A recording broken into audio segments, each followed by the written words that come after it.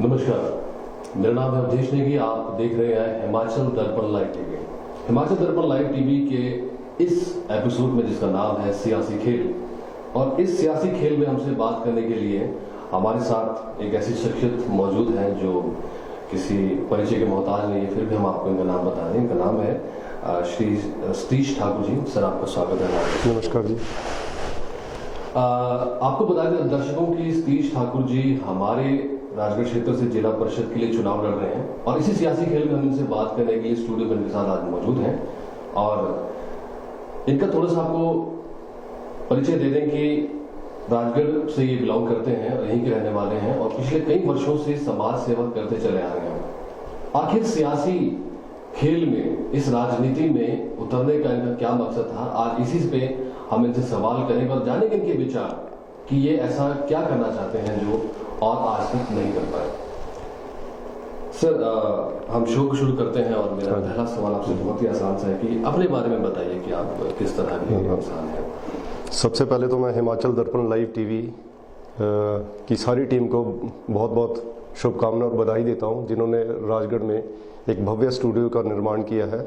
इसके लिए आप सब बधाई के पात्र हैं, क्योंकि आज मीडिया जो हमारा है वो लोकतंत्र का चौथा स्तंभ है, और अगर मीडिया हमारा मजबूत हो, जन जन तक मीडिया के माध्यम से जनता की आवाज़ पहुंचे, तो एक बहुत ज़रूरी कदम आपने अच्छी दिशा में उठाया है। तो इसके अलावा मैं सतीश ठाकुर, जैसा कि आपने बताया, मैं राजगढ़ का ही रहने वाला हूं, और मेरी बेसिक एजुकेशन शिमला के बिशप कॉटन स्कूल से हुई है। उसके बाद मेरी ग्रेजुएशन दिल्ली विश्वविद्यालय के हंसराज कॉलेज से हुई है। उसके बाद मैंने LLB HP यूनिवर्सिटी शिमला से की है। उसके उपरांत मैं 2001 से 2007 तक दिल्ली हाई कोर्ट और डिस्ट्रिक्ट कोर्ट्स में प्रैक्टिस की है, और उसके बाद मैं वापस अपने क्षेत्र में आके समाज सेवा के क्षेत्र में जुड़ा हूं, और कोशिश कर रहा हूं कि जनता की छोटी छोटी जो समस्या हैं, दिनचर्या की समस्या, उनको दूर कर सकूं। हिमाचल से मतलब आप ताल्लुक? हाँ जी, बिल्कुल बेसिकली हिमाचली, बेसिकली पहाड़ी। सर, मेरा पहला सवाल आपसे हो गया। मेरा सर दूसरा सवाल आपसे ये कि आपने ये जो जिला परिषद के चुनाव है, इसको लड़ने के बारे में कैसे सोचा, और आप चुनाव में उतरना क्यों चाहते हैं, इसके पीछे क्या कारण है? चलो, that's a very good question. सबसे पहले तो जो हमारा बेसिक डेमोक्रेटिक सेटअप है, डेमोक्रेसी की पहली सीढ़ी जो होती है वो जिला पंचायती राज से शुरू होती है। तो पंचायती राज एक ऐसा माध्यम है जिसके माध्यम से हम जनता की सेवा करने का एक सुनहरा मौका हमारे को मिल सकता है। तो 5 वर्ष बाद ये मौका आता है। तो समाज सेवा के क्षेत्र में हम पहले से जुड़े हुए हैं, तो जब ये मौका हमें मिल रहा है कि जनता की समस्या हम किस तरह से दूर कर सकते हैं, घर बैठ के तो हम समस्या दूर नहीं कर सकते, लोगों के बीच जाना पड़ेगा। और जब कोई माध्यम मिलता है, तो आज जिला परिषद का माध्यम के माध्यम से हम लोगों के बीच जाना चाहेंगे। डायरेक्शन बिल्कुल, और लोगों के बीच जाएंगे। और ये एक ऐसा माध्यम है, पंचायती राज सिस्टम्स, जिसमें बहुत कुछ करने को है। आपका जो छोटी छोटी बेसिक समस्या जो गांव में होती है, हमारे इलाके में होती है, क्योंकि हमारा इलाका एक ऐसा इलाका है जो भौगोलिक स्थिति से भी काफ़ी दुर्गम क्षेत्र इसमें पड़ते हैं। तो मेरा मानना ये है कि जिला परिषद के माध्यम से मैं, अगर जनता का सहयोग मुझे मिलता है, तो आसानी से मैं मतलब उस जिस डायरेक्शन में मैं जाना चाहता हूं, तो उस डायरेक्शन में मुझे पहुंचने का मौका मिलेगा। सर, चुनाव ही क्यों रास्ता चुना? मतलब एक समाज सेवा आप करते आए हैं, तो उस हिसाब से कभी आपको लगा नहीं कि आप लोगों की मुश्किलों का आसान कर पा रहे हैं? नहीं, देखिए, चुनाव एक ऐसा माध्यम है जिन आपको अपनी वेटेज का पता चल जाता है। अगर लोगों के बीच आप जाएंगे, वैसे तो आप जा रहे हैं, लोग आपको एक्सेप्ट कर रहे हैं, पर चुनाव एक ऐसा माध्यम होता है कि लोगों की एक्सेप्टेबिलिटी आप में है कि नहीं है, उसका आपको पता चल जाएगा। अगर लोगों की एक्सेप्टेबिलिटी है, तो हम कोशिश करेंगे कि ज़्यादा से ज़्यादा लोगों तक पहुँचे, और अपने जिस क्षेत्र की जो समस्या है उनको दूर करने की कोशिश करेंगे। तो ये एक ऐसा माध्यम है, चुनाव ही एक ऐसा माध्यम है कि लोग आपको एक स्टैंप लगा के भेजेंगे कि जी नहीं, आप ही हमारे नुमाइंदे, और क्षेत्र की समस्याओं का आपके माध्यम से हम समाधान कराना चाहेंगे। बिल्कुल। बहुत अच्छी बात है। सर, मेरा अगला सवाल आपसे ये कि लोग आपको वोट क्यों देंगे, इसके लिए आपकी रणनीति क्या होगी, और आपकी प्राथमिकता क्या होगी? चलो, लोग सबसे पहले तो हम अपने बुजुर्गों का आशीर्वाद प्राप्त करेंगे, और इस क्षेत्र में हमारी फैमिली का एक अपना बुजुर्गों की मेहरबानी से एक अपना जनता के बीच में पहले से हमारे बुजुर्गों की अच्छी पहचान है, और मैं कोशिश करूँगी कि हर घर तक पहुँचूँ।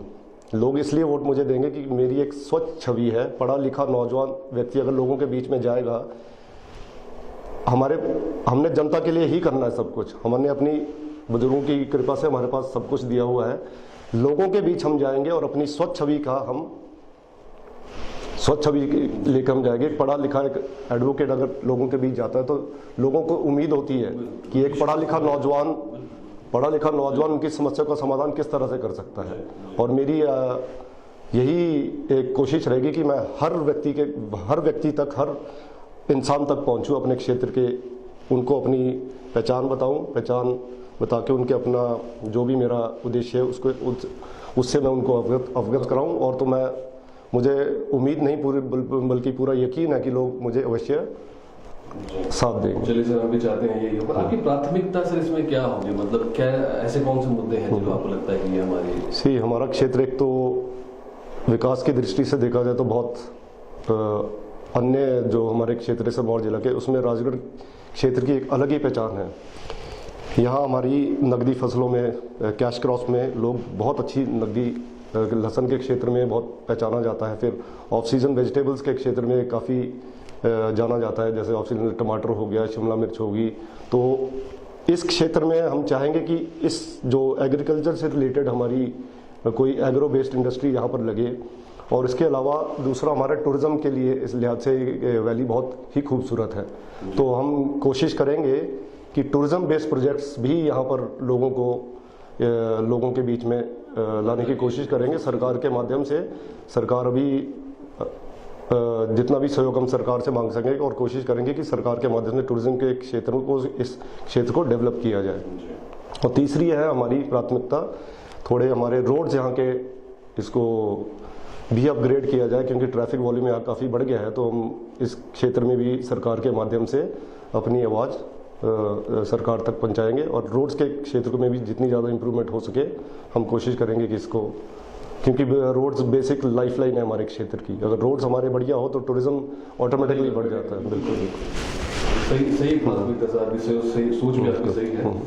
सर, मेरा अगला सवाल आपसे ये है कि आपको क्या लगता है जो आपसे पहले इस पद पे रहा होगा राजनीति में, उसके पास जो शक्तियां थी उस काम को करने के लिए जो वो नहीं कर पाए, और अगर आपको जब ये चीज मिल जाएगी तो आप ऐसा कौन सा काम करेंगे जो आज तक नहीं हुआ है, आपको लगता है कि वो कर सकते थे? चलिए, इस बारे में तो अब मुझसे पहले भी लोग रहे होंगे इस पद पे। मैं ये नहीं कहता कि मैं रात को चांद तारे जमीन पे लेके आ जाऊंगा, पर जो बेसिक समस्या हमारे क्षेत्र के उसको मैं जरूर दूर करने की कोशिश करूँगा। ऐसे कौन से बेसिक मुद्दे लगते हैं कि ऐसे काम हो सकते थे और उन्होंने नहीं किए? बेसिक मुद्दे तो गाँव में आप जाओ तो डेवलपमेंट के बहुत सारे साधन है। हमारी गाँव की सड़कें साफ हो, स्वच्छता हो, वहाँ पर छोटे छोटे काम जो होते हैं गाँव के, बहुत सारे काम है। उसको मैं प्राथमिकता से कोशिश करूँगा कि अब मैं यहाँ झूठे वादे नहीं करूँगा, मैं जो बेसिक जो प्रॉब्लम्स है हमारे गांव की, वो आप भी जानते हैं कौन सी है। साफ स्वच्छ सुंदर गांव हमारा हो, इस डायरेक्शन में मेरी कोशिश रहेगी। सर, मेरा अगला सवाल आपसे ये है, आज देखा जा रहा है सर, जिस तरह की राजनीति चली हुई है हमारे भारतवर्ष में, हमारे प्रदेश में, और राजनीति के साथ साथ जो है वो भ्रष्टाचार भी काफी फल फूल रहा है, इसको हम नकार नहीं सकते। बिल्कुल। तो इससे आप खुद को और समाज को कैसे बचाएंगे, इसके लिए क्या आपके पास? सबसे पहले तो मैं आपके माध्यम से जनता से भी यही अपील करना चाहूँगा कि ऐसे व्यक्ति को चुने जो स्वच्छ और ईमानदार छवि का व्यक्ति हो। अगर ऐसे व्यक्ति हमारे और इन पंचायती राज सिस्टम में आएंगे तो ऑटोमेटिकली जो नीचे करप्शन नीचे से जो शुरू होता है ऑटोमेटिकली बंद हो जाएगा। तो हमारी कोशिश यही रहनी चाहिए कि स्वच्छ छवि वाले ईमानदार व्यक्ति को ही आप पंचायती राज में लाने की कोशिश करें, तो ऑटोमेटिकली ये अपने आप जो करप्शन का मुद्दा है ऑटोमेटिकली खत्म होना चाहिए मेरे हिसाब से। चलिए सर, आप भी जनता से अपील कर रहे हैं, हम भी जनता से अपील करते हैं कि भ्रष्ट नेता अगर आपको लगता है कि वो भ्रष्ट है या उसकी छवि ऐसी है तो आप उसे वोट ना करें, या करने ना करने का फैसला जो दर्शकों वो आपका ही है। जैसे कि श्री ठाकुर जी हमें बता रहे हैं और हम भी आपसे बता रहे हैं कि यही कुछ बातें हैं जो आपको बड़े ध्यान से रखनी है, और आपको वोट जरूर करना है, क्योंकि आपका अपना मताधिकार है। आपको किसे चुनना है ये सब आपके ऊपर छोड़ा जाता है। तो हम श्री ठाकुर जी से अगले 2 सवाल और जो हमारे थे वो भी पूछ रहे हैं। सर मेरा अगला सवाल आपसे ये है कि आप खुद को अपने जो प्रतिद्वंदी है उससे अलग और कुशल कैसे मान रहे हैं? किसी प्रतिद्वंदी तो अलग हम किसी को नहीं मान रहे, वो अपने हिसाब से चुनाव लड़ रहे हैं और हम अपने हिसाब से चुनाव लड़ रहे हैं। हम यही अपने आप को मानते कि अभी हमारी जो एक यंग एनर्जेटिक टीम है, तो हम यही अपील करेंगे जनता से कि नौजवान साथियों को मौका दो, और नौजवान साथियों में जज्बा होता है कुछ करने का, और यही आपसे कह सकते हैं। बाकी प्रतिद्वंदी कौन आता है कौन नहीं आता है इस विषय में ज़्यादा चर्चा नहीं करेंगे। क्योंकि सर देखा जा रहा है आजकल आप भी देख रहे होंगे काफी प्रैंक्स बन रहे हैं, काफी ऐसे हंसे मजाक के चल रहे हैं, क्योंकि काफी नौजवानों ने इस चुनाव में आगे उतरे हैं, ताल ठोकी हुई है बिल्कुल। और मुझे लगता है कि उन्हें मौका देना भी चाहिए, जैसे कि ये बिल्कुल नौजवानों को मौका देना चाहिए, बिल्कुल बिल्कुल नौजवानों को मौका देना चाहिए, ताकि जो यंग जनरेशन है सर उनका आइडिया भी बिल्कुल यंग ही होता है, ऐसा कहते हैं। यंग आइडिया हो तो स्वाभाविक सी बात है कि आपके क्षेत्र में, आपके जिला में, आपके पंचायत में, आपके वार्ड में विकास होना संभव हो जाता है। तो सर मेरा आखिरी सवाल आपसे यही है कि आप हमारे हिमाचल दर्पण लाइव टीवी के माध्यम से दर्शकों से क्या अपील करना चाहेंगे? मैं हिमाचल दर्पण लाइव टीवी के माध्यम से दर्शकों से यही अपील करना चाहता हूं कि सबसे पहले तो एक ऐसा व्यक्ति चुनिए जिसके पास समय हो। अगर आपके पास समय नहीं है तो पंचायती राज चुनाव में उस व्यक्ति का कोई खड़े होने का मतलब नहीं बनता। दूसरी बात, आदमी स्वच्छ छवि का हो, ईमानदार हो, और उसमें कुछ करने का जज्बा हो, अपने क्षेत्र की समस्या उठाने का जज्बा हो। तो जनता से यही अपील करना चाहता हूँ, अपने मत का प्रयोग समझदारी से करें, और क्योंकि आपका मत एक ऐसे व्यक्ति को ना वहाँ पर बिठाए जो उसके लायक नहीं हो। एक समझदारी से अपने मत का प्रयोग करें और ऐसे व्यक्ति को वहाँ बिठाए जो उसके लायक हो, वो आपको लगे कि वो आपके क्षेत्र की समस्याओं का समाधान कर सके।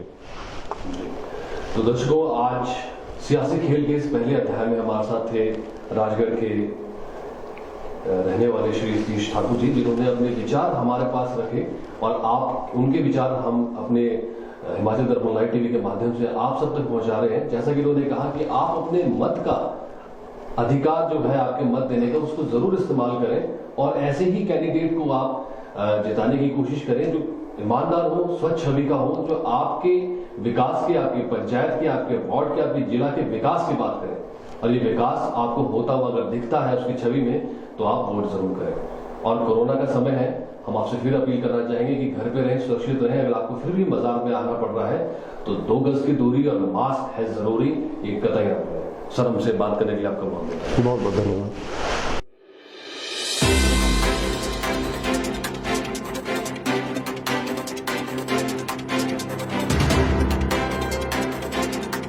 हिमाचल दर्पण लाइव टीवी, जो बात करेगा आपके हक की।